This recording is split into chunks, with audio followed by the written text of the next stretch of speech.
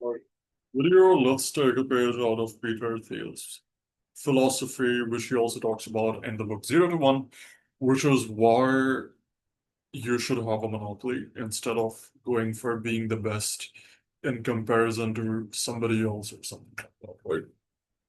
The thing is, so at least I'm trying to butcher his framework because he also talks about a lot of other things and how this applies in real life and businesses that we build is that people usually associate monopolies with these like really negative businesses that keep the prices high and, keep the competition out and just control all the market.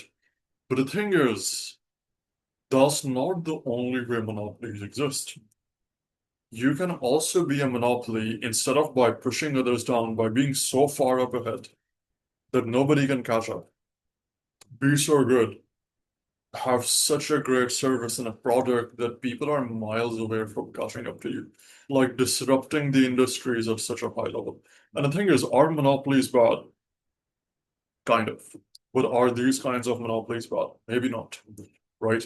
So it's more along the lines of that if you look at some of the historically most successful businesses, they are monopolies. Google is a monopoly.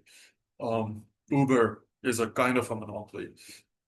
Samsung, like every single industry has a market leader, and most market leaders have a very large market share.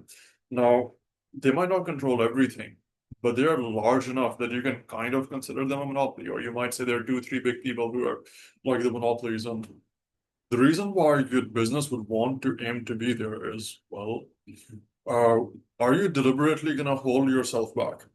Because monopoly is a side effect of you being good, right?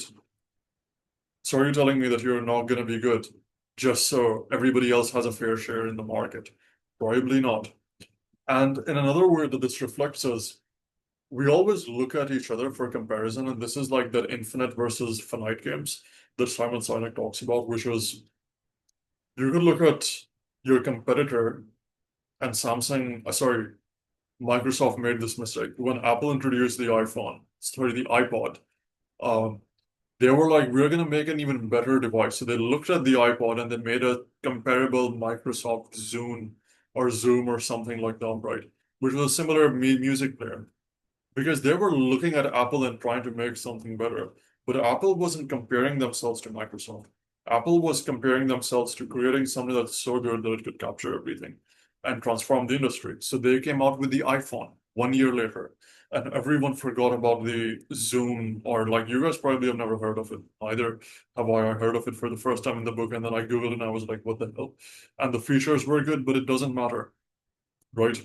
Because ultimately, at the end of the day, you want to have a business that is capable enough of controlling the audience.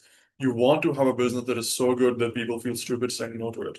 It's the same Grand Slam offers or whatever. You want to do unscalable things that traditionally don't make sense. You want to do things that your custom competitors think are unethical and don't want you to do. Unethical from the way that, like, you come up with a better solution, you come up with a better service that is better than everyone else's. So the customer is getting more value, maybe for a lower price, maybe for the same price, but 10 times more, maybe faster. But whatever you're doing, if it's so good that nobody else can catch up, you would take the market share. And you building your business with that goal in mind is just so much more cooler than you trying to be safe or secure.